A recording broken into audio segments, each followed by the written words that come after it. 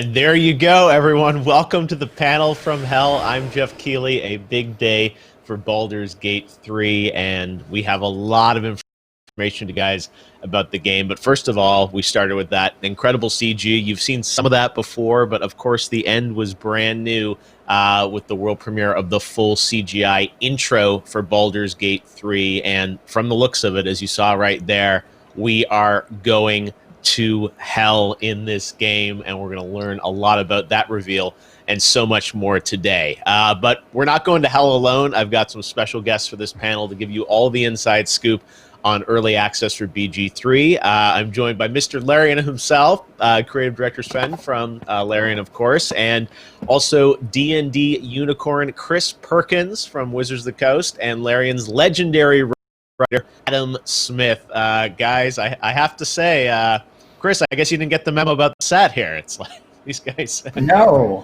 I did not. I'm feeling a little set envy. This is my Sven's in, he's got his armor. I mean, Adam's got the lights. I love it. You guys are full-on method. It's a big day for BG3 fans. We've been waiting for details on early access, and I've seen the rundown, guys. Don't worry. We are going to get a date out of these guys by the end of the stream, they promised me. But first of all, let's talk a bit about the game, what was just revealed. Sven, the journey in Baldur's Gate 3 will actually start in Avernus, which is, the first layer of hell here. Tell us a bit about what we just saw and how that's going to tie into the game. Yeah, so hi Jeff and hi everybody. So we are in a lot of trouble. We were kidnapped. We were snatched by these mind flayers, these alien creatures. They put us aboard this nautiloid. They put a tadpole through our eye, so that's already not very pleasant. Then they were chased by dragons. They tried to escape from these dragons. They decided it was a really good idea to go to hell, to Avernus, the first layer of the 9 hells, to try to escape these red dragons. But these red dragons managed to follow them. But not only that, they managed to teleport themselves right into the middle of a big conflict between devils and demons. And so me, as a player, I'm going to try to figure out, as a level 1 character, how the hell am I going to get out of here? And so our journey begins in the middle of the Blood War. And the Blood War is a big thing in Dungeons & Dragons. And as a matter of fact, actually, Chris recently, together with his colleagues at Wizards of the Coast, released a book about that, which was Descent into Avernus. Oh, there's the book itself. Tell us about it. So the Blood War, for those who don't know, is this eternal battle between demons, which are kind of like evil creatures of entropy that want to destroy everything, and devils, who are evil subjugators and overlords who want to control everything. And that in and of itself doesn't sound like a bad thing until you realize that the Blood War tends to spill all over the place and onto other planes, pretty much anywhere. And so it's really just kind of bad for everybody. And it's been going on for such a long time, longer than anybody can remember, and is not to end anytime soon. All right. Yeah. And as far as the hell is concerned, so if you don't know much about the 9 hells, there are 9 layers of the hells, and Avernus is the topmost layer. And that is where demons are constantly invading and devils are constantly trying to repel them. And so it's this tireless, ageless battleground heaped with corpses and shattered remains of flying citadels like you saw in the introduction. And it's really Avernus, so we talk about in Descent into Avernus. There's a cataclysmic event where the Blood War does spill over into Faerun, and it's a city called Elturel, which is actually dragged into hell. This all happens in Baldur's Gate Descent into Avernus, the D&D adventure module. When we started to build Baldur's Gate 3, we had to decide what actually happened to Elturel at the end of that adventure, because like any good adventure, like any good role-playing game, there's many different ways that story can go. In our story, Elturel is actually, it is saved, But that's not the end of it. It's a cataclysmic event. It has aftershocks that are still passing through the world. So when we regain control of the Nautiloid, we bring ourselves back to Faerun and we crash land. And we crash land somewhere between Baldur's Gate, which is on the west and the Sword Coast, and Elturel. And we're going to see the aftermath of Elturel's descent. There are trains of refugees traveling through this area, and we're going to get caught up in their stories. We can help them, we can hinder them, we can get involved in their stories, but that's not our story. Our story goes back to this thing inside our brain. And if you could talk a little bit about that, the parasite, Chris, and what that's actually doing inside us right now.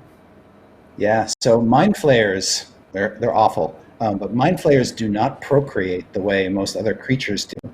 The way they procreate is through a process called seromorphosis, in which they implant this parasite into a humanoid host. And over time, the parasite transforms the host magically into a fully grown adult mind flayer. And it's an absolutely horrific and disturbing process. Once you become a mind flayer, of course, you don't have much in the way of memories of your past self. You are basically one of them. So, but this tadpole, of course, is a bit different. We already revealed a little bit about that. So, as we start panicking and we figured out a way out of hell, we are going to try to figure out how the hell are we going to get rid of this tadpole that's inside of us. And as we're doing that, we'll learn things about the tadpole, and we'll learn that we actually don't have a lot of days left ahead of us. And then suddenly something strange starts happening. We start gaining strange powers. We start not transforming into a mind flayer, which is good, we think. And some of us in our party start thinking, like, maybe this infection is not such a bad thing. Maybe there's something to be said for it, because like for certain characters, it's actually solving problems that they have in life. And so there's a rift that appears in the party. Certain characters say like, well, we need to get rid of this thing. We can't leave it inside of us. Some say, well, maybe we should figure out first what's going on here. Maybe we can find a way of controlling it. And then others say like, hell yeah, this is really cool. We should join the bad guys that are responsible for all of this. And it's at exactly that moment that hell comes back into the storyline, because a nice gentleman by the name of Raphael makes his action, and he introduces himself very rapidly as a devil. He's very open about it, and he says, well, look, I mean, like, I'm here to propose you a deal. And the reason why I'm proposing a deal to you is because you don't really care about your soul anyway, because you don't have a soul anymore. If you turn into a mind flayer, your soul is gone. So what do you have to lose? And so what's cool is that in multiplayer, when you have multiple players who are going to be confronted by a Raphael, they get to decide what they're going to do. So, for instance, Chris, you could say, hell no, I'm never going to live with this tadpole. And Adam could say, well, hell yeah, I'm going to do that. And I say somewhere in between. And so maybe Adam makes a pact with the devil so he can get the best of the tadpole. I definitely would Transform into a mind flayer. And so that is such a mistake. That is deals with the devil. That would be a huge mistake. Yeah, deals with the devil. I make a lot of mistakes, Chris. I make a lot of mistakes. Yeah. So the funny thing it's about amazing. Devil, no, go on. Yeah. Obviously, you know, the devil and the motivation. You talked about sort of, wanting your soul and these deals. Why would you want to make a deal? Well, curiosity. I think a lot of good adventure begins with curiosity. I mean, I'm an expert on making mistakes, so I will take this. I may just be curious. I may just want to see what happens. I may be seduced by the devil. They're charismatic. But fundamentally, I have a serious problem, and maybe this devil can help with the problem. But Chris, if you could just talk about what the devil wants in return. What do they actually want from me? So in the 9 hells, souls are the currency of the realm. For a devil to acquire a soul, that's great for them because they can trade that soul in essentially to rise in power in the hierarchy that kind of rules the 9 hells. So That's really what they want, souls, souls, souls. And in order to get them, though, they have to corrupt them first. They can't just grab anybody's soul. They have to lead someone down a path where they keep making bad decisions, evil choices, and so that when they die, their soul naturally goes to the 9 hells. That's what the devil wants to happen. And so they're always orchestrating events to try to make that happen. And they can do it through seduction, they can do it through deception. However they want to do it is fine. But that's their end game. Speaking of decisions and choices, we're going to see a lot of gameplay today, and of course, at the heart of these games is decision and choice for the players. We're going to talk a bit about Crusher, who will be returning here for some interactive moments throughout the stream. Adam, why don't you tell us a bit about Crusher and Crusher's role? Yeah, so we're going to move away from devils briefly and look at a situation some of you may have seen before. We're going to see different aspects of that. So, as a big shout out to the BG3 subreddit, you guys know I love goblins, I love you. This is a scene where we've actually become friends with some goblins. We've actually gone into an encounter of goblins and we're interacting them in a friendly way. We've not gone in bashing their heads. We've decided, hey, let's play cool with them. So we're at a party, we're having a good time. We're having a real good time with these goblins. But then we Crusher. And Crusher's obnoxious, he's unpleasant, he's the guy he's the death of the party. So we're going to meet him and we're going to see how this interaction goes, I think, now, yeah? Take a look. Oh yeah, by the way, Nick is joining us again, and he's going to be driving the gameplay here and lead us all the way to Crusher. And then you guys are going to get to make the decisions. Now, while he's doing that, can I just do like a big shout out? Try to make different decisions than you did last time, community.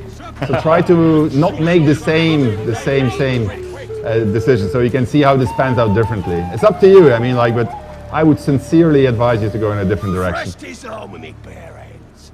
Weaker than pixies, humans. Oh, you got him good. And who are you? Another pest? Dwarves. Think you rule the world, ha? Everyone says that. And then they spit in our faces. But no more. It's a changing. We got the absolute on our side now. You better learn your place. Go on. Kiss my foot. Or I'll wipe that nasty look right off your face. End him or leave him. But don't you dare grovel to this slug.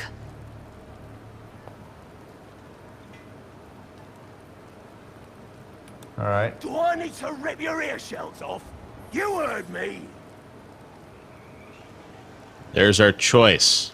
4 options. So in the chat, you guys can select which one we should actively choose here, and then we'll come back a little bit later in the stream and see how this sequence plays out based on the community. But guys, which one would you suggest the audience pick? Let's sway them out of the 4 options here. Let's start with you, Chris. I've got a bit of a rogue temperament, and I'm kind of tempted by whatever that is on his foot there. So I'm of a mind to go with option 1. Sven? And, oh, go on, Sven. All right. No, go ahead, Adam. I go ahead. Well, I already said I'm a friend to all goblins, so I'm kissing that goblin wherever he wants to kiss. Sven? So I'm intent on showing players a different outcome than they picked last time. I'm pretty sure they're going to pick exactly the same thing they picked last time, because that's how people are. But in the case that they want to follow my advice, I would suggest that we spit in his face. I mean, I think that's a very powerful move. On top of that, Alizal is going to approve of this. So I would just go for spit him in the face. All right. Well, But in- 3 of the in 4 the options have been selected. You guys, again, vote in the chat, and then we'll come back in a few minutes, and we'll play out the sequence with your choice, and this will continue on kind of throughout the stream. while we tally results in the chat, wanted to ask you guys on just development of BG3, how things are progressing on the game. Obviously it's been a difficult year for all of us, and especially game developers working from home in this COVID pandemic world. So Sven, wanted to ask you, how is development going? We know we're going to get an early access date out of you guys, hopefully by the end of the stream here. What's it been like to make BG3 this year? Are things progressing as you'd like?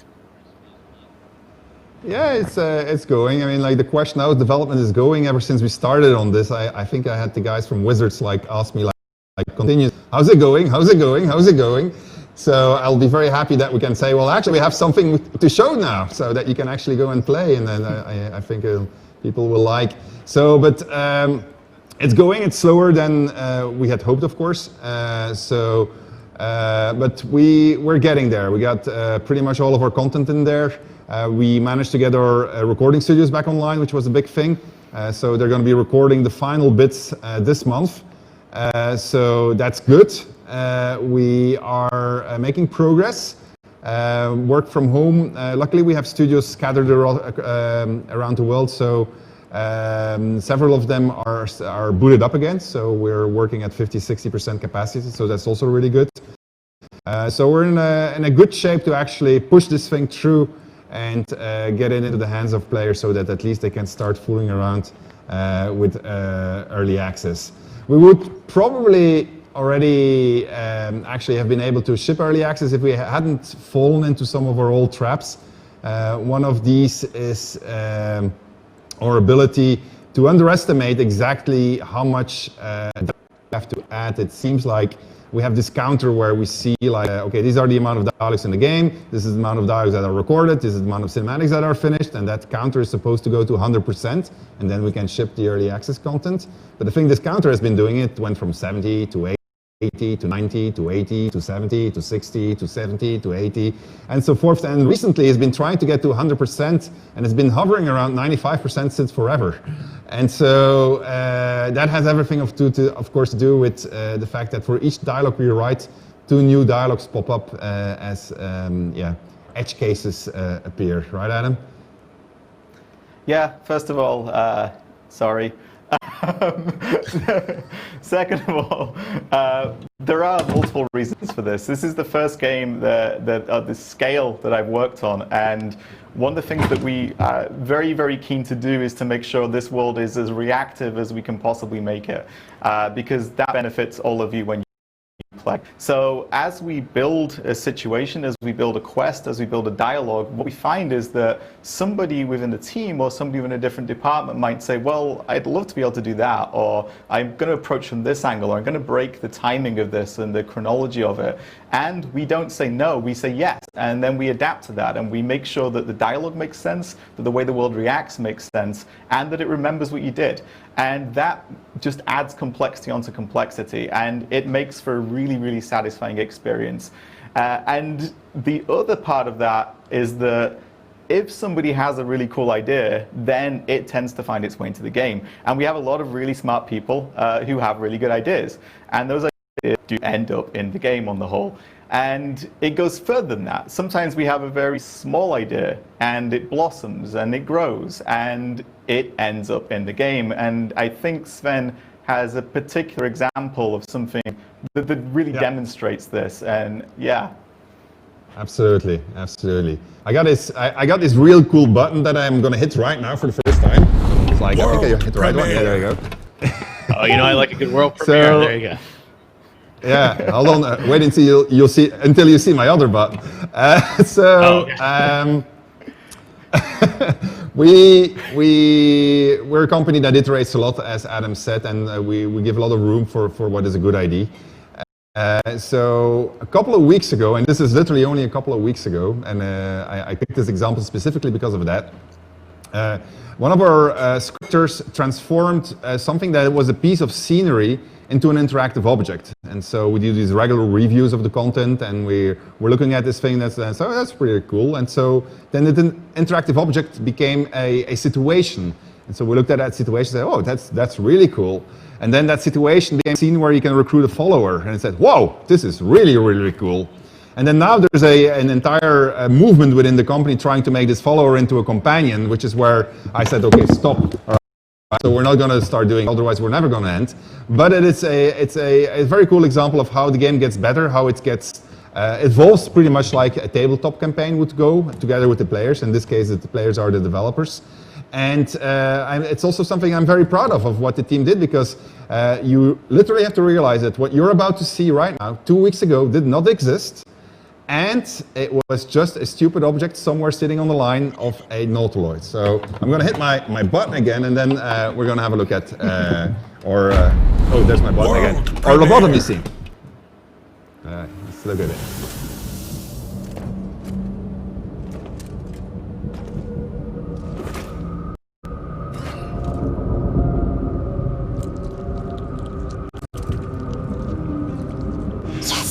You've come to save us from this place. From this place, you'll free us. The exposed brain quivers in expectation. Please. Please. Before they return. They return. A newborn. Born new from this husk. You realize you're talking to an Intellect Devourer, a minion of the Mind Flayers who abducted you. Remove us from this body. From this case! Free us! Please.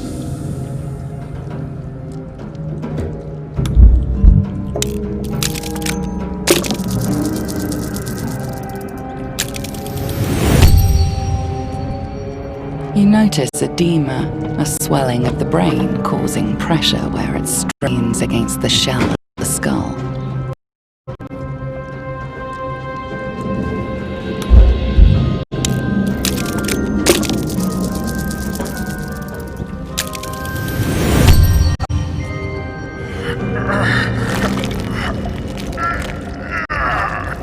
The brain lifts from the skull, but you notice an opportunity. You could cripple the strange creature, making it more subservient should it prove a threat.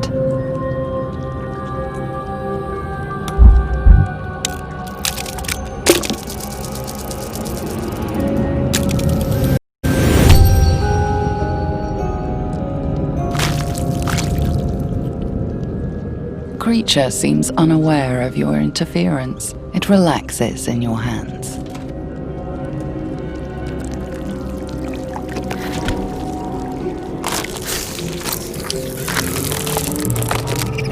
We are free. Our freedom is ours, friend. The creature pauses, listening. Something behind your eyes seizes in recognition. We must go to the helm. At the helm, we are needed.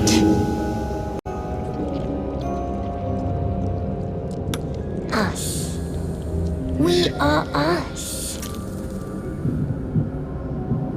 To the helm we go! We are going to the helm.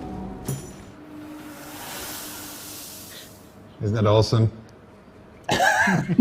All right, well, we got to find out a little bit more lore about this friend, the Intellect Devourer. Chris, tell us about an Intellect Devourer. First of all, that was super gross, but also awesome.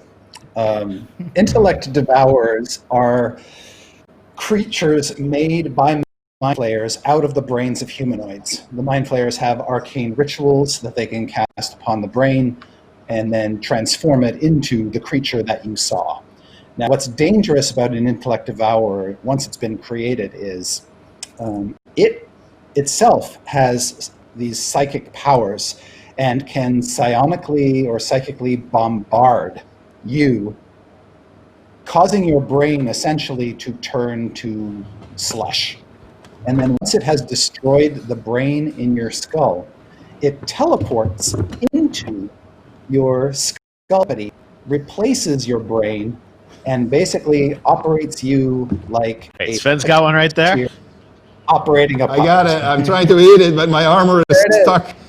I can't believe it. An intellect power. I got this awesome stuff from our props department, and so hold on, because it even gets better. We're now selling them on shop.larian.com. They come like this. You can have little Intellect Devourers. I'm kidding. It's not true. It's not true. Okay. Anyway, Chris, I interrupted you. Sorry. No, that's totally cool. So what's obviously disturbing is you could be talking to somebody and not realize that their brain has been replaced with an Intellect Devourer, and they're basically you're being to a meat puppet. Not me though. So all right. So the thing is there you go, yeah. And so in BG3, actually, because of the tadpole that you have, you learn that you can actually communicate with all these Mind Flayer related creatures, and you can command them, they can try to command you, so you got this entire interaction going on with them. But just going back to what I said before, I thought it was pretty amazing that the team managed to pull off this scene so fast. And it goes to show what we've been doing all these years as we've been working on BG3. We made this gigantic, how shall I call it, situation production machine, where if somebody comes up with a great idea, they can put it into the game fairly fast, link it to everything in there. They got a whole bunch of tools that support them. Because now that because that's what its name is in the tutorial, other characters had to react to it. Is it present in your party? Is us following you? So they need to start reacting to that. So that's the permutations that Adam was talking about.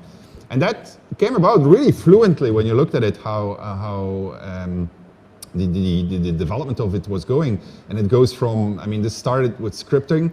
A writer jumped on it, then the entire art team jumped on it together with the animators, the cinematic guys, the sound guys, voice guys. There's a lot of talent in just making that little scene that needs to be there.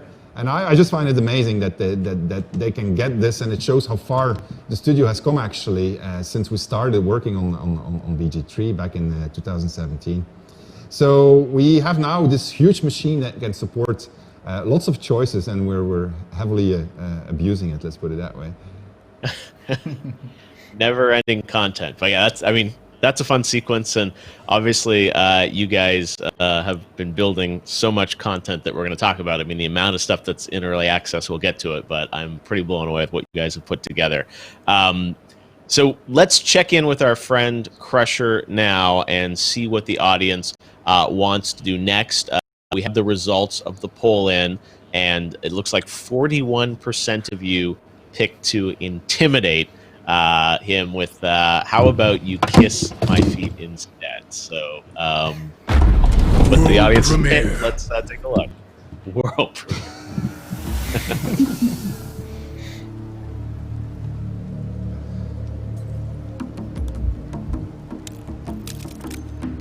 Nobody listens to me. That's exactly what they deserve for not listening to me. You ain't got nothing on me, so kiss my foot. I suggest an apology. I do too. It.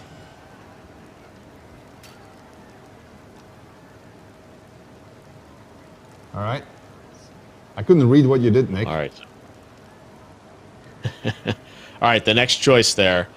4 more options. So again, in the chat, take your pick there about how you want to kiss the foot, and then we'll follow that up in a second and see what people select this time around. All right, so we've seen a glimpse of Avernus, goblins, Intellect Devourers. A lot of folks watching this, I think, want to know early access. We're going to get a date out of you, but also like the content of a. What can we expect in terms of the scale and scope of what you're going to put out into the world for players to play around with, Sven? I'll take this actually. Okay, Adam. Yeah. Yeah. No, I'm going to take it, Sven. I think that, as you say, you've already seen, just for early access, you've got multiple planes of existence. We're showing you Avernus. We're then taking you to Faerun, and when you get to Faerun, you're going to see Dungeons and Dragons, which you might expect. You're going to see temples. You're going to see a big chunk of gameplay on the surface world. A lot of it we haven't shown yet. You'll get to meet those goblins. You'll get to meet a lot of other people as well. And we've already teased the Underdark. He will be going to the Underdark. There's a lot to see. There's a lot of secrets and mysteries down there. There's a lot of danger down there as well. You're going to meet a lot of different characters. Some of them you may recognize if you're a D&D fan. You already met Volo previously, and he made a brief cameo, I think, earlier today for an eagle-eyed who spotted him. But you will meet lots of different characters, many different characters. You're going to see different factions of which you'll recognize, some that we've invented ourselves. And of course, there's going to be a lot of monsters on the surface and in the Underdark. And those monsters include... World premiere. A bullet. Now, Chris, could you tell us what a bullet is? Yeah, a bullet is a terrifyingly large monster that sometimes goes by the name land shark. And what it does, as its name suggests, is it burrows under the ground just below the surface, churning up the earth as it goes while it hunts. And then when it sees something it wants to eat on the surface, it bursts up out of the ground to chomp on it. And it's big and terrifying. That's all I'll say. I mean, you have so much content in EA. I know we were talking earlier. You thought it would be 20 plus hours of stuff for folks to play around with. So lots of stuff to it. And I think people probably want to know also about the classes, like what classes are going to be available, what level will we be able to reach in early access. Can you give us any kind of details there, Sven, on what we can expect? Yeah and no. So because we are since we're still building the early access content, we're still slightly hesitant to announce all of the classes that are going to be in there. But I think that we should be able to cover at least a few of them. Chris, what do you play actually for the moment? What is it? What would you play? So I often play rogues. I'm also a fan of fighters, and I like rangers because they're in touch with the primeval natural world. All right. Those are my favorites. Well, we'll have all of those covered, so that's already something. Oh. And there will be more. So we'll have a action of classes that are going to be in there. We'll have quite a few races, quite a few sub-races. We don't know exactly how many are going to be there. It depends on a couple of assets. We are going to allow you to create your own custom character. So when you'll see character creation, we should be presenting it soon enough. You will see you get a lot of customizability. As a matter of fact, later on the stream, we'll show a bit of gameplay that I just stumbled upon by fooling around in character creation and like just picking an option and said, oh my god, I start with that and now I can do that, and that is really cool. So you'll be able to create a wide selection of custom characters. And we'll let you in early access play up to level 4. Now, before you go saying, what, only level 4? Level 4 in Dungeons & Dragons is actually quite a lot already. Can you maybe help us explain that, Chris? Sure. Well, the good news is that you're not as frail as you were when you were level 1, so you can take a bit of punishment. But more importantly is once you get to level 4, you've already made some key character-defining decisions. For instance, your class, you've chosen a subclass, which is sort of like a way to specialize within your class. And not only have you chosen a subclass, but you've probably had the option to choose a feat, which is a mechanic that lets you further customize your character and gives your character access to new ability. And obviously, if you're a spellcaster, by the time you hit 4th level, you're starting to get some fairly interesting spells. Can you handle a bullet? Even a level 4. Yeah, I was going to say, you're still going to struggle when we throw a land shark at you. You're still going to get shot. Yes. Thankfully, you'll be traveling alone. In early access, there are 5 companions that you can recruit that you'll meet during your journey. I'll briefly mention who they are. You will have met some of them already. You've been following our development. But here's a quick rundown. So there's Will. He's a human warlock who might feel either very at home or very alarmed by where I am right now. There's Shadowheart, who's a dark cleric on a mission from her goddess. Asterion, who's a very unusual character. He's a vampire spawn, so he has some unique mechanics. Lizelle, who's a Githyanki warrior, who you see in the CGI intro.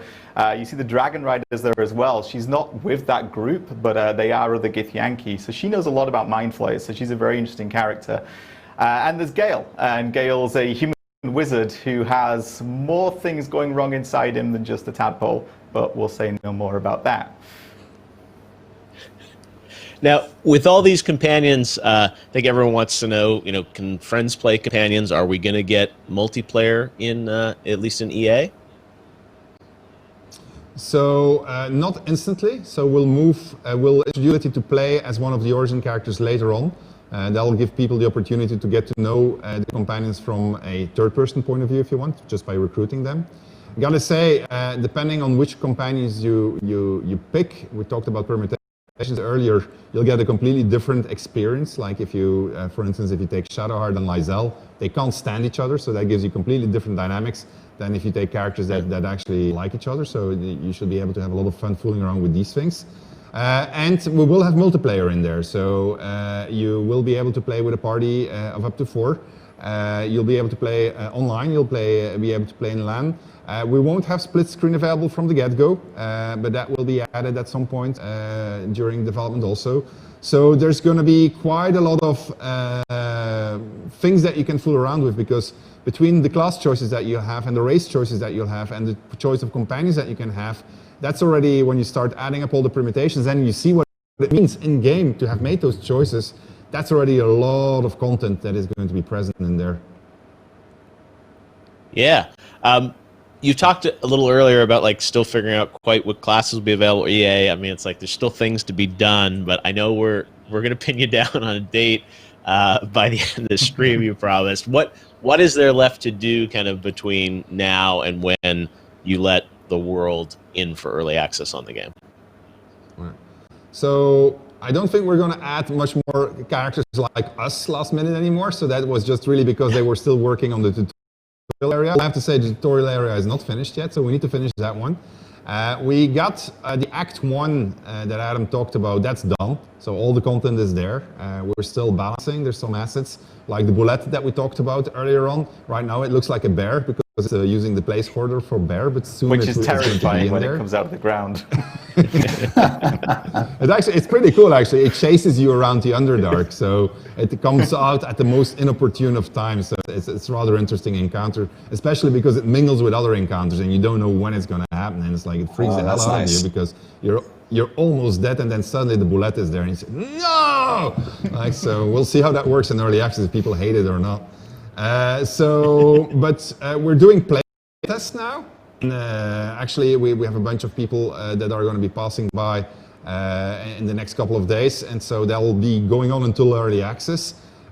We'll do balancing against them. We'll get rid of the most obnoxious UI things that might be in there that we have overlooked. So we'll try to fix the most prominent bugs.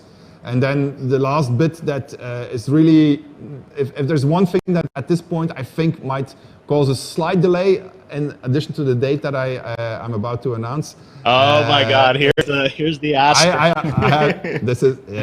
It's the asterisk. It's the optimization. So the game is coming out for both PC and Stadia. We want to get the minimum specs fairly low, so that a lot of people can already start fooling around with it. So there's a bunch of optimizations that need to happen, and optimizing is a very special profession. In the sense that every single time you optimize something, only then do you discover what the next thing is that you have to optimize. So these guys are literally driving blind in the realm of obstacles of optimization. So they're feeling moderately optimistic. I mean, I had a lunch with them today, and they were in a good mood, so that's good, because usually they're panicking. So we'll see how it goes. So it's looking okay, and I'm optimist by nature, so I'm just going to stick to that, and so I hope that everything is going to work out. I was going to say, we still get data. Don't pull the date at the end. We need to get a date. No. Obviously, there's so much to this. We will give you guys a date. Don't worry. But Sven's always super honest with everyone about stuff. So yeah, we want to talk a bit more, I think, about the gameplay of what you're going to get in early access on Act 1. But before we do that, let's check back with Crusher to see what you guys picked. And based on the last prompt, it looks like 65% of you picked to kiss his foot and attempt to steal the ring. So we're about to see a ring heist. Yes, let's see how this goes down.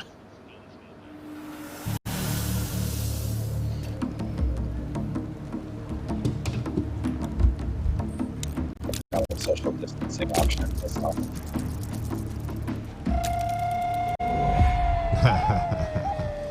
Good riddance. You deserve all of that. You didn't listen to what I said. Catch a whiff of lavender. It gives way to the muddy taste of something better left without description. You enjoying that? Disgusting, slimy. You stinking thief! I'll rip your fingers off! Well, you ruined that. All right, That's well, Nick what is you going to have a get. lot of fun trying to get to the next section. Let's see if he's going to manage to do that. So there's as we're looking at this disaster in the making. Yeah, this is not gonna end well. Although Nick, I mean, like I didn't introduce him. He's our lead system designer, so he might actually manage to get something sorted out. I wanted to chat about something as we'll let Nick in the background do combat. I wanted to chat about something that we didn't talk about yet, is how the early access content of Original Sin 2 compares to Baldur's Gate 3 actually. It's a bit I wanted to talk about to give you an idea of exactly how much is in there. Can we, are we going to watch the entire combat? We can cut away, I think, from it. It will take some time. Let's let Nick deal with that on his own. Yeah. Yeah, I think that's going to be... But I know there's so much stuff. We were talking earlier about like the amount of dialogue and stuff in this early access compared to previous early access. Like there's a lot of content, right?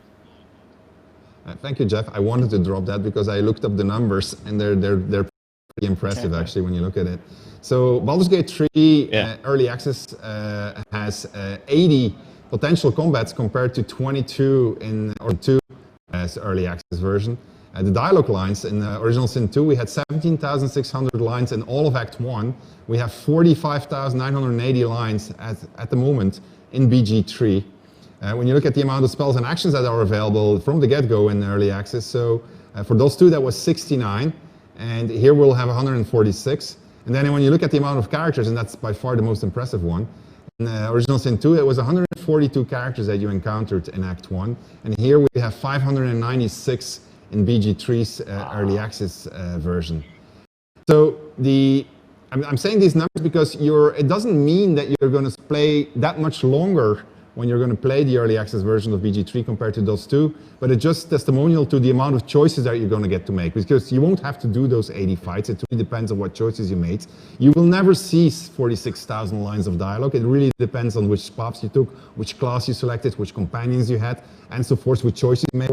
And so but it is really like, I thought Boss 2 was a very intellectually challenging already just to maintain the overview. But then when you look at BG3, it's like it's so much, it's with such a higher level. I mean, I think Adam, maybe you can chat a little bit about what that means on your side, from the way where you're sitting when you're writing these dialogues. Yeah, I mean the number is important, obviously, but really what's important is that they're interesting, that they're quality, and that they are responsive to the way you play. So we don't want to deliver 45,000 lines of dialogue to you as a speech. We want you to discover them. We want you to interact with them. We want these to feel like conversations.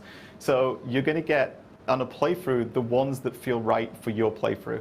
And I'm going to do something that I'm going to implore you all now. We know that most people tend to be good people when they play CRPGs. It's the metrics show us that. What I'm going to ask you to do is, if you play early access, use as an excuse to do the bad thing. I want you to be your worst version of yourselves, because some of my favorite situations and characters in this game you may not even speak to if you don't try those evil routes. We don't want this to be you clicking the hero button or you clicking the villain button. We don't want it to be like that.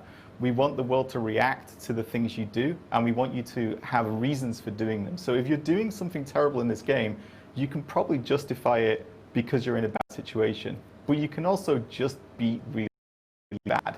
And when you're going to meet some of these, how many characters? 596. Some of those characters you'd never speak to. Some you just kill if you're playing the good option.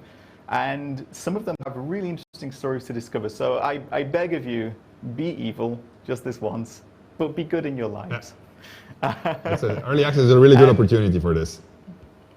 It is. I was going to say. It's a good place to explore these things. Yeah. And this all goes back to us approaching this game and trying to be as close as we can to like your digital DM. And I think, Chris, you know, this is something that is true with Dungeons and Dragons and tabletop role-playing in general. It's a place where, you know, people gang together, they want to be heroes sometimes, and sometimes they just want to burn the world, right? Oh, we lost Chris there. Lost Chris's audio for a second. Yeah. Sorry. Yeah. I was muted. Chris is My dog was barking. I'm sorry. So I muted myself. But I agree with you wholeheartedly. Flirting with evil has been a part of D&D since the beginning. It's good not to be evil because evil parties tend to implode, but once in a while, it can make the story go in a fascinating direction. Yeah. Absolutely. It does. One thing that, you know, we talked about options, obviously good versus evil playthroughs, but let's also talk about permutations and, you know, the further expanded set of options in the game. How is that going to work in the game in terms of permutations and choices? So it begins. It starts like for us. It's like we're inviting you into our world, into our campaign, into the world of Dungeons & Dragons. And from the minute that you choose your class and your race, we're paying attention as writers and as designers. And the world's going to react to that. It's going to react to who you are at the beginning of your adventure. But more importantly, and the more complicated part, is it's going to react to the things that you do. Your party is going to react to the way that you behave. Your party is going to react to each other. They're going to have these complicated relationships that develop. What we want to do is we want the world to always be aware of you. So it's a lot of work to make sure that you get all that, and that's what we mean by permutations. We mean reactivity. We mean a world that makes you feel like you're really part of it, and that we've invited you in and we've let you play with it, and it will react to you, not just tell you its story. It's a lot of work, and if you think of it from a DM perspective, we have this huge detailed world that we created, all these different quests and storylines, and what happens sometimes is you invite somebody like Sven into them, and they do something that you didn't expect, and something which says, oh, you know what, I'm not going to engage with this stuff, I'm going to do something completely different. This is what Sven discovered the other day. Yeah, you want to tell me what you did, Sven? I was fooling around with character creation, and I always want to see how I can break the game. That's pretty much my job description. And so I picked a ranger, and so I had a class passive that I could select. So I picked beast taming because I read that it was going to give me a cantrip, which allows me to find a familiar. And I always liked familiars, so I said, well, I want a familiar. So let's try it out and see what damage I can do with my familiar. And I liked it because level 1 character, here I instantly could go and get recruit that familiar. And so, Nick, can you fire that up? Is that going to work out? Yeah, all right. Nick has 2 machines that he's operating, so he's about to report on how his combat went. I think it went disastrous.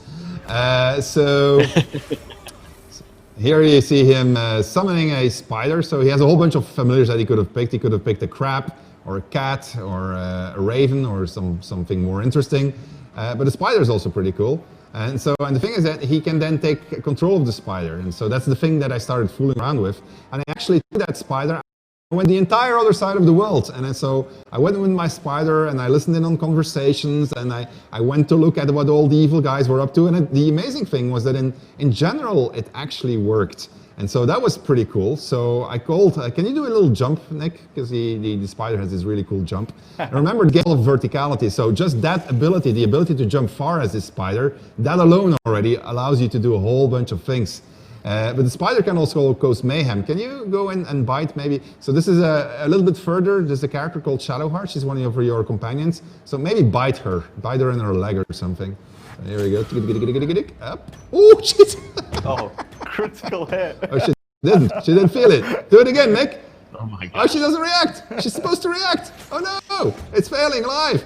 Oh, no. Oh, okay. So she is reacting. I guess she didn't feel it through her chainmail there.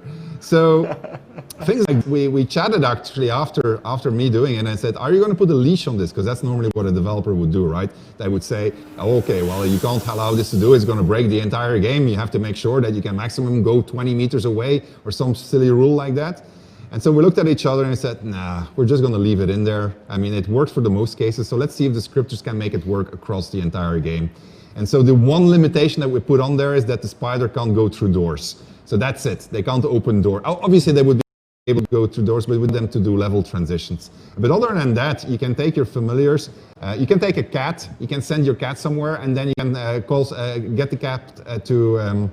what's it called? Draw people's attention. It has a different name, but draw people's attention so that people start looking at the cat, which is great for your rogue as he's sneaking through somewhere in the dark. So all this systemic gameplay comes into play just by that one little choice, you know. I just selected beast taming. It gave me a cantrip, find familiar, and now I have all these new options. So now imagine that you're playing in multiplayer and you're doing all these crazy things. And now imagine that you're the script who have to think of all the permutations that are going with this. And so that is one of the things when we're talking about permutation, but we have more actually. Nick, could you manage to get yourself into a situation with, he has all these save games, and so can you get into a situation with animal empathy or an animal talking while maybe Chris explain to people what the difference is between animal handling and speaking with animals? No, wait, we'll let Chris explain it first. Can we jump back to Chris, please? Yeah, we can't hear him. Oh, we're muted. No, you're muted, Chris. Animal handling. You can hear me now, though, right? Yeah. Yes, you're back. So yeah. animal handling is a skill in D&D, and you use it to convince animals to do things. And it's not like you're communicating with them specifically. These are animals you're not talking to. You're just saying, okay, there's a horse over there that doesn't like me. I want to change its mind about me. Or there's a wolf that wants to eat me. I'm going to try to persuade it not to, or maybe feed it some other food and convince it to leave me alone. Those are great uses for the animal handling skill. Whereas speak with animals, the spell allows you to have a two-way conversation with a beast.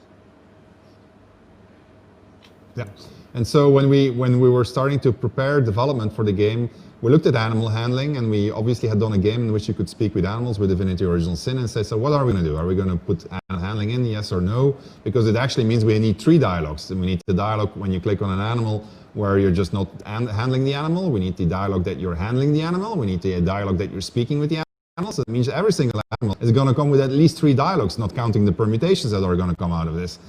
And so then we looked at each other and said, well, we have no choice really, we have to do all of it. And so this is how we brought animal handling to the game, as many other things. And so we'll have a look at what animal handling looks like in the game. But first, I have a question for Chris.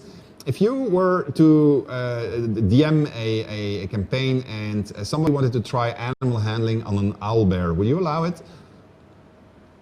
Oh yeah, I would allow it, because an owlbear, even though it's classified as a monstrosity in the D&D game as opposed to just an ordinary beast, it has a very animal-like brain. So yeah, I would definitely allow it. Excellent, because that's literally what we said. And so I was going to say, it's Nick like it's versus already the owlbear.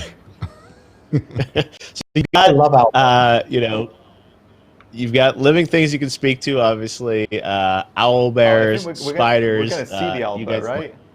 We should see the Oh, owlbear. we can show it? Can we cut to the owlbear? Yeah. Oh, wow. Okay, cool. Can we keep in mind as you watch this that Chris just referred to this as a monstrosity? Although it's looking pretty Well, you don't know what the role is going to be. Oh. You feel the quake of its heavy footsteps before you see it. An owlbear, its beaked face So looking awesome. out of the darkness.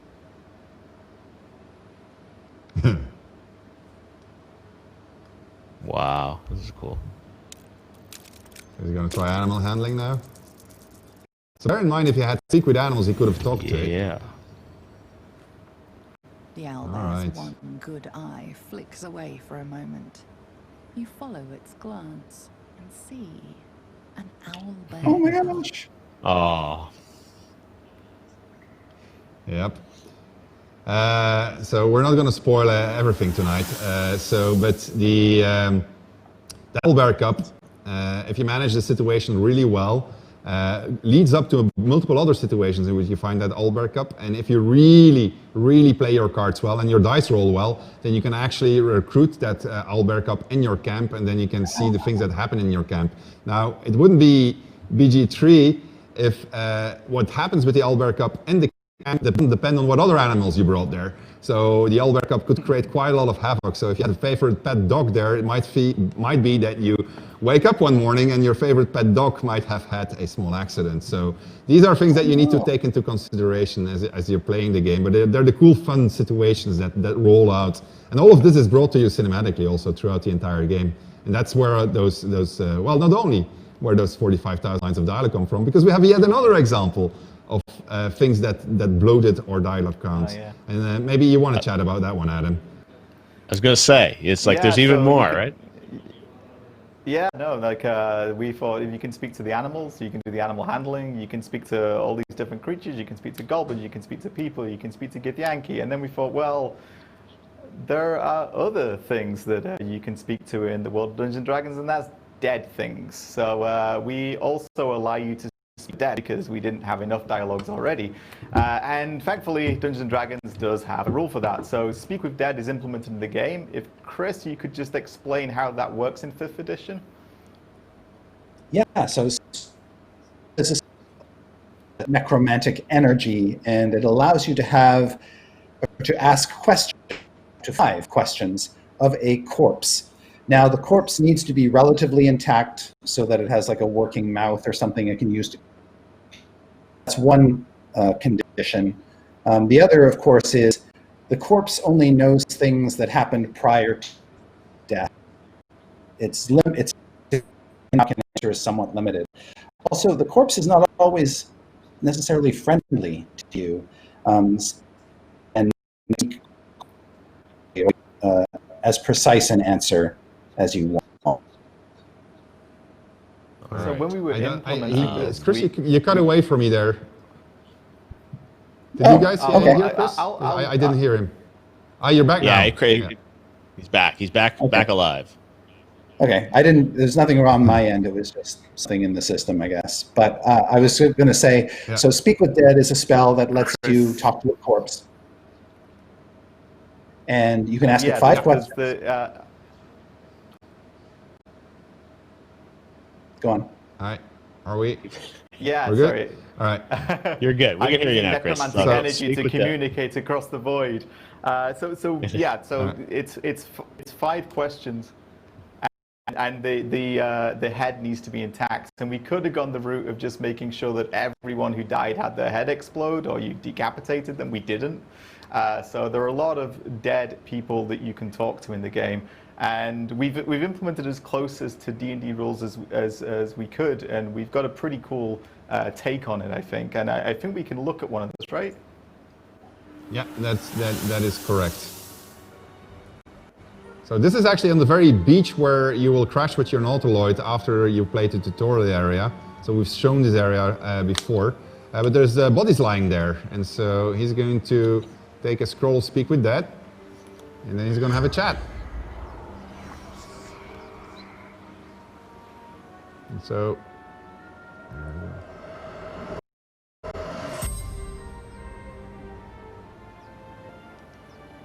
Marcus, fisherman. Obviously The crash came quick, trying to help folk. I personally wouldn't have wasted my scroll to this guy, Nick. I don't think that was a really good idea. But anyway, so again, we're not going to start spoiling things too much because we do want players to discover things for themselves.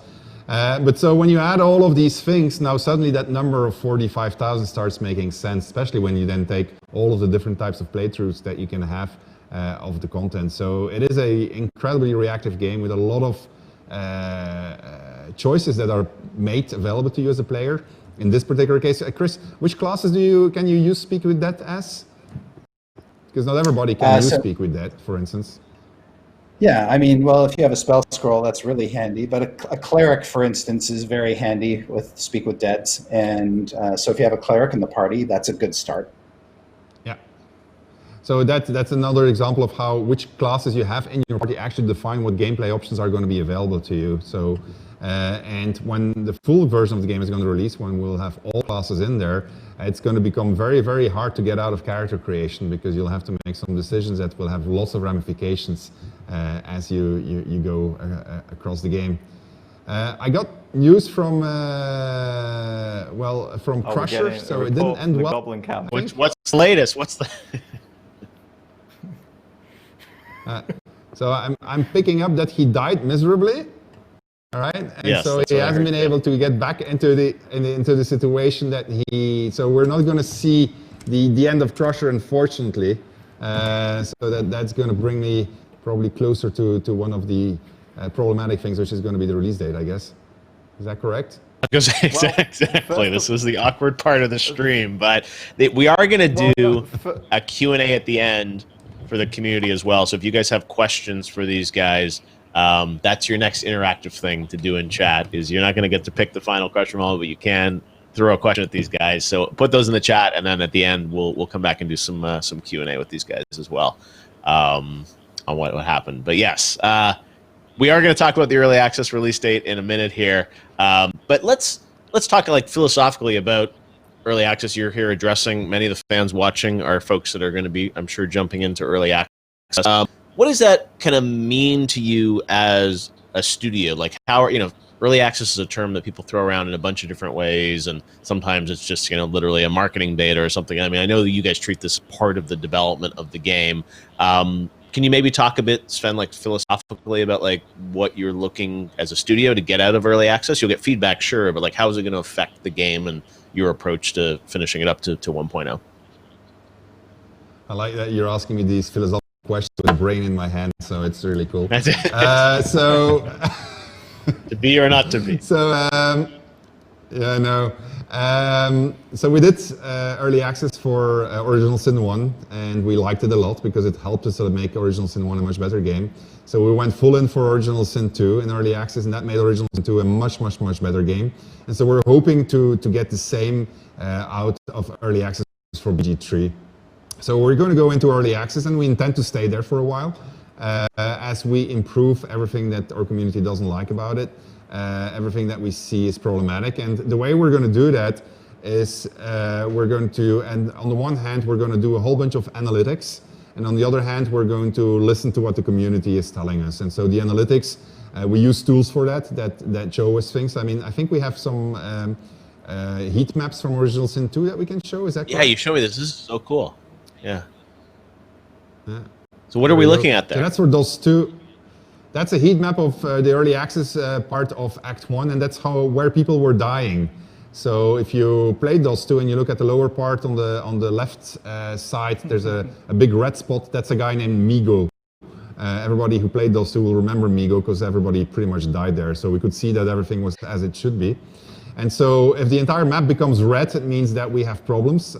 If we see, and then typically we're going to lower the difficulty of a fight. If we see that there's areas where nobody is coming, then we say, okay, this is too hard to find, so maybe we should give a little bit of hints, and then we modify the level design a little bit. So it's things like that. But then it's also things like, are spells being used? Or maybe we should promote a class and explain to people, well, you can do these things.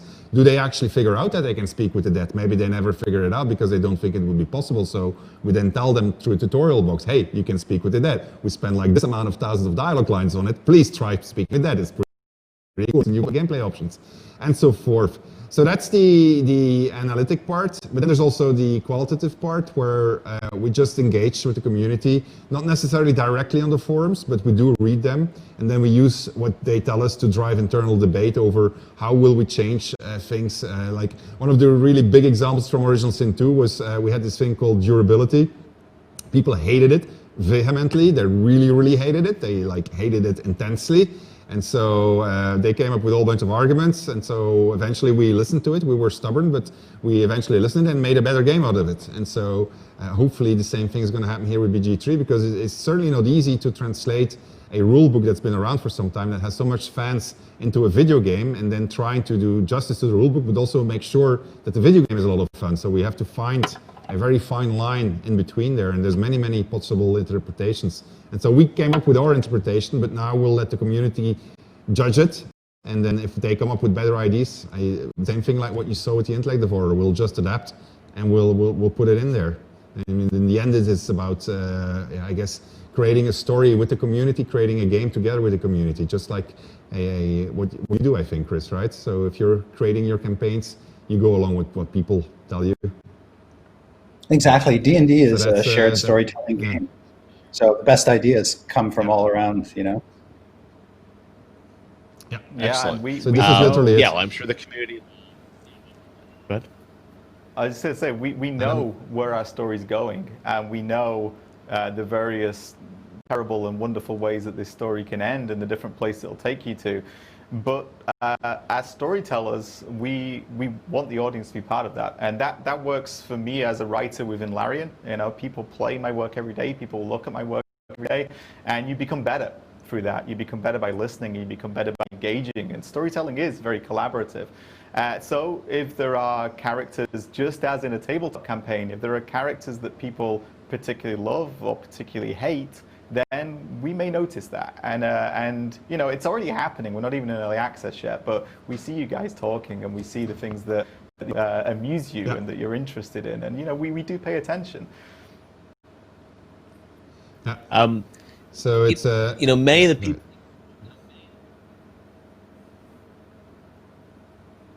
You're on, Sven. No, you're on. Many people want to know with the, you know, early access. Most people watching this stream, I'm sure, are folks that are likely to probably jump into EA. But who is early access for? And when you think of it, I mean, it obviously is not a finished game, but something that I know you want to get as many people in to play it. But in terms of setting expectations and kind of the audience for it, who are you targeting for early access, if there is like a prototypical player you'd want in early access? Yeah, so so I know who we're not targeting. It's the person who wants a finished, polished game. They should wait. They should just wait until version 1.0, because we'll work very hard on making it as polished as we can, but it's not that yet. Early access is for fans who want to have a quick look, like in an early feel of what it's going to be like, and there's a lot of fun to be had. There's a lot of stuff to be seen already. So I think that's one group. And then it's also for people who really want to be part of development, who just want to give us as much feedback as they can, who will play over and over, and will just engage with us in the forums and just give us lots of data to look at, and also give us lots of ideas to work with. And so we had a lot of those in the past, luckily for both of the original sins, so we're hoping we'll see that with BG3 also. And it will be those people that will drive the game to become much better than hopefully it already is. I think it's already pretty good, but I know it can be that much better once people start playing it and we see literally, okay, well, we didn't think of that, that button should be there, it should not be there, that kind of thing. These fights are too hard. Hey, why did nobody ever think of this idea? Like, why didn't we put this in there? So when we put that group thinking into it, you will get a much better game, and we're committed to listening and integrating stuff. It will take us some time, of course. We can't just magic it out of thin air, but we will be listening and we will be integrating things that we see are make sense, or we think are going to be good for the gameplay. Not everything, because we can't do everything, but a lot, for sure. No, and the fact that you've got 20 plus hours of content in there, I mean, this is, you know, a very, you know, meaty experience for fans that they can't wait to jump into. And again, the production value looks incredible with all, you know, the cinematics and dialogue and everything. So I think we're almost at that point, Sven, where I think you need to get that world premiere button ready, because are you ready to tell the world when early access is coming? Yeah, I guess so. Hold on. Oh no, I hit the wrong one. Oh, oh my god! Oh my god! This is too perfect. That's my cue to get out of here. Let me try that again. World premiere. Oh, it's the wrong one. All right. Well, anyway. All right. Let me do it properly. All right. So. World premiere. There There you go. So the date that we're targeting for the moment, and we think we have a really good chance of hitting, is September 30th. So on September 30th, hopefully you will find a game that's going to be fun to play from day one. It will still see a lot of improvements, that is waiting for your feedback, waiting for your data, and in which, if anything, you should really try playing as an evil character and see all the cool things that are going to happen to you, because it has an enormous amount of permutations, because we said the word permutations a lot. So September 30th for PC and for Stadia simultaneously, coming September all right. 30th. All right, I mean, There you say it's going to be clipped out on Twitch, so you got to stick to it now. But all right, so end of September. I'll try. For early access. But again, like I think the scale of what you guys are doing, when we first started talking to you guys about this earlier this year, I was like amazed how far along you guys were with the game, and then the fact that you're going to hit with this, the Act 1 content in 6 weeks is amazing. So I think we all can't wait to see everything that's in there. We've got a bunch of questions for you guys that we've been grabbing from the streams on Twitch and YouTube from fans. So the community conversation, you guys are always great about talking to the fans, but I'm just going to go through some of these for you guys based on what the fans are saying, and just get some reactions here for maybe like the next 15 minutes or so. So let's just jump into them. The first one comes from Matthias on YouTube, and he says, what have you guys done to preserve the D&D tabletop spirit in BG3? You want to pick it, Adams? Yeah, I'll take that. Yeah, I mean, it's across the entire studio is this bringing it to life. So I talk a lot about this idea of being your DM, and that's really, really true. That's like that comes from the heart. We want you to feel as if you're playing with us. Not that we're just telling you our story, but that you're playing it with us. And that's very, very true to my experience with tabletop D&D. And then there's all the people who are far, far smarter at this stuff than me, who are working to interpret systems, spells, classes. It's an incredible amount of work. And I live in D&D now. I spend my days reading lore. I spend my days going back into the history. This is the world I live in right now. And sharing it is a real privilege. It's such an expansive and brilliant place, and you can already see with some of the choices we've made. We want to explore the strange corners. We want to go to Avernus. We want to put you on a Nautiloid. We want to really bring this to life for all of you. You've also tapped into some very classic monsters too, like the Mind Flayers, the Owlbears, Bullets, the Intellect Devourer. I mean, these are a lot of monsters. We haven't seen an Intellect Devourer in a game before, so this is already we're seeing something from classic D&D brought to life for the first time. It's great.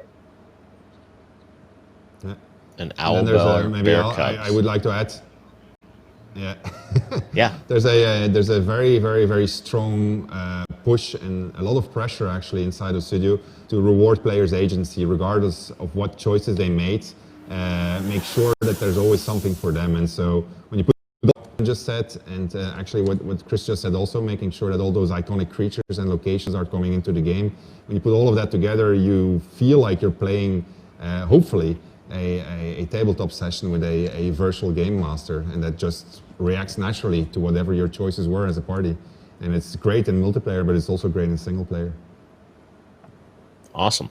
All right, next question comes from Twitch, and this is from the T-Boys. And this person wants to know, which I think is a great question, what kind of feedback are the most helpful for you guys from early access? What is the best method for gamers to share their thoughts and impressions with Larian? So how do you guys want people to, they're obviously super devoted to helping you guys here. What's most helpful? Okay, so just playing is already very helpful. So you don't have to do anything because we are, I lost my ear. So someone's gonna have to put back the ear because I can't with the armor. But just playing with, well, I still have the left ear, so I can hear you and move. Oh my God! Here comes if you the just helper. play the game, and you're gonna be on the camera.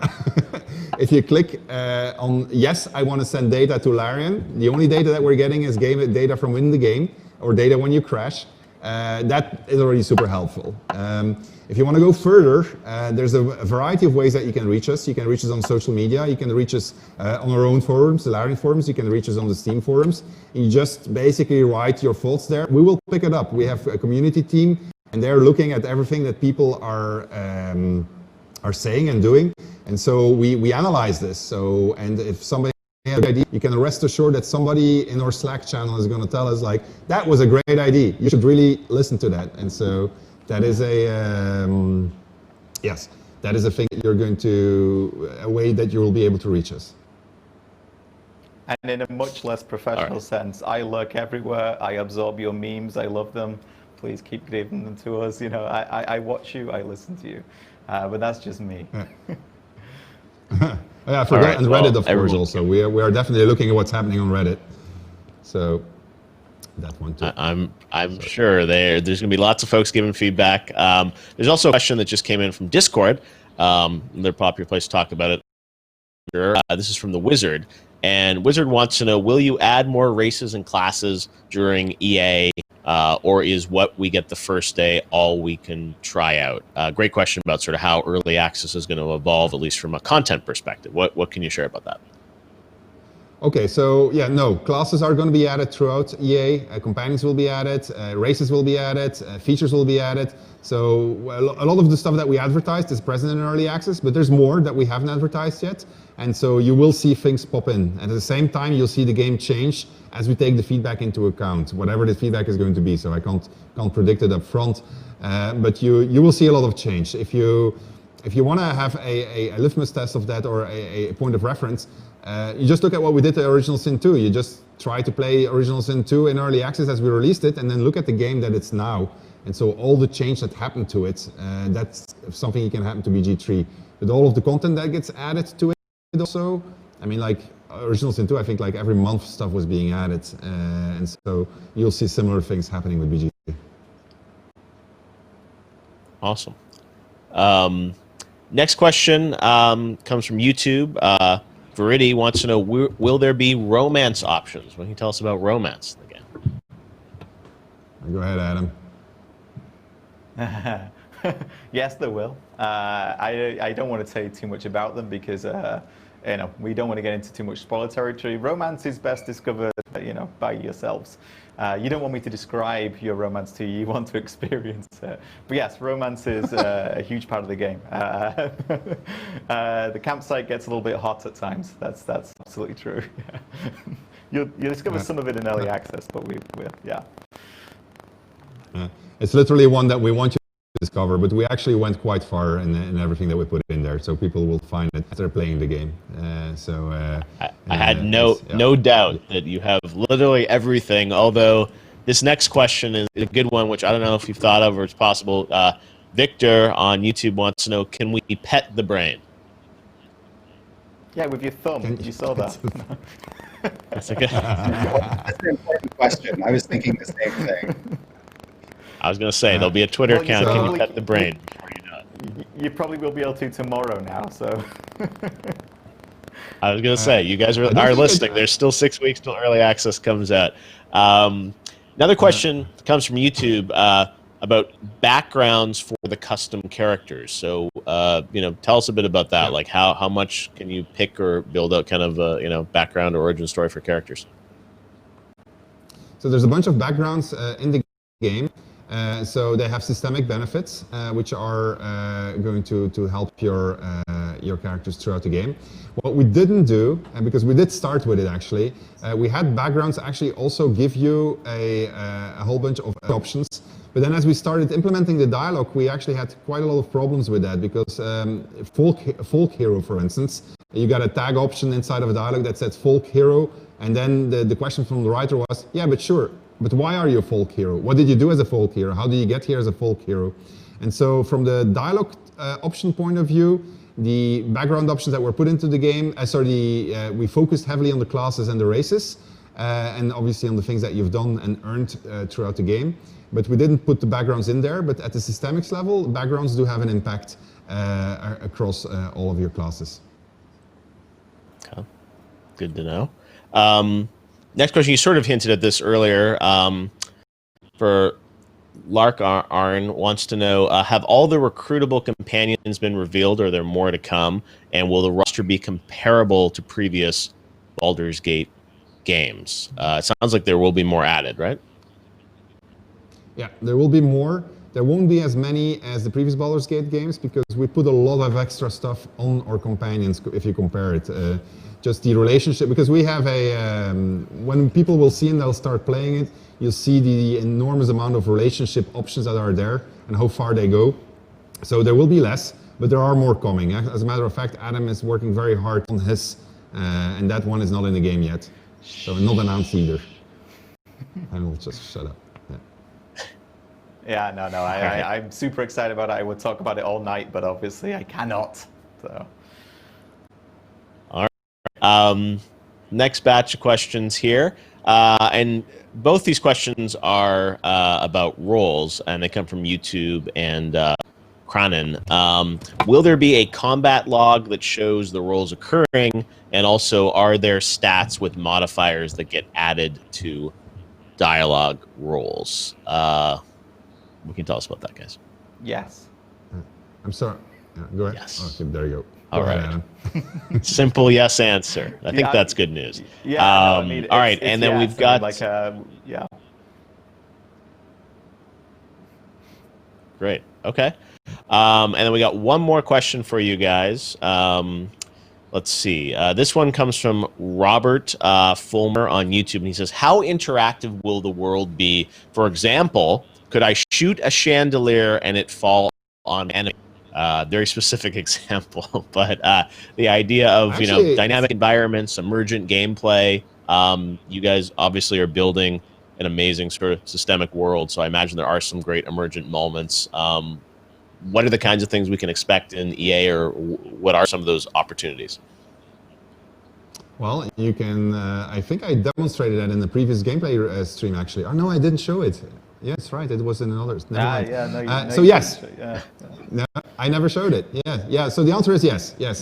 So it's like yes. World premiere. You can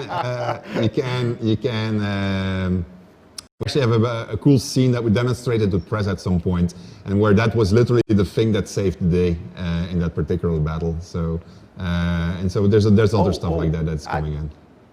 I want to quickly modify as we finish. Robert asked, could I shoot a chandelier and it fall on my enemy? It's very important to note that you can also shoot a chandelier and it falls on your friend. Very important to note that. It's also important that you can actually jump on your enemy. If you were a spider, you can just jump from the top on the enemy and then just do damage to the enemy if you want. Very authentic D&D experience, all of that. Exactly, yeah. I was gonna say, you guys have thought of it all. Well, I have to say, it's awesome that we date for early access, end of September. We're on the record with that. It looks incredible, right? Just the production value of what you guys have been able to do, especially, with that many dialogue lines in the middle of, a pandemic with all the recording. I can't imagine what's gone into all the cinematic stuff and obviously the gameplay to get it to a point where you're comfortable enough to have people jump in for, 20 plus hours of gameplay is pretty incredible. So September 30th, on the record, we will see everyone, I guess, starting in hell for early access on Baldur's Gate 3 and Act 1. Want to thank Sven and Adam for putting this stream together, and the whole team really at Larian for the incredible work to put things together. And Chris, thanks for joining us as well. The one guy that wasn't in hell today. Having great fun on this, and this is a big moment for all of us that early access is coming. So anything else we should keep in mind before we say goodbye here, Sven? No, I mean, just if you want to stay tuned, follow us on our social media. It's coming for PC Stadia, September 30th. Be sure if you buy it that it's something that you want to play, that you want to participate in. Otherwise, just wait until 1.0. It'll take some time, but when 1.0 is going to hit, it's going to be pretty good. That's it, I guess. I gotta say, it's I've done a lot of live streams this summer, but I have to say you take the cake in terms of the setup and the fire and the armor. And I don't know what happens after the stream. It's pretty hot. This is just what This is just what my office looks like. This is normal. That is ready for the feast. You light the candles after, I guess. The people who decorated this, the people behind the scenes, thank you to everyone. This is hard to do as well during these times. You know, we are socially distancing, we are COVID compliant. It takes a lot of work to put this all together. Thanks to everyone who helps out with that as well. Really appreciate it. Agreed. Thanks for sending me to hell, guys. You're going to give people something to check out. End of September. So September 30th, early access for Baldur's Gate 3. Thanks for watching the stream, and stay tuned to the Larian socials for more updates on that early access day in Baldur's Gate 3. Thanks for watching, everybody. Thanks, Chris. Thanks, Sven. Thanks, Adam. Thank you, everybody. Thanks for having me. Bye-bye. All right, see you guys soon. Bye. All right. Oof.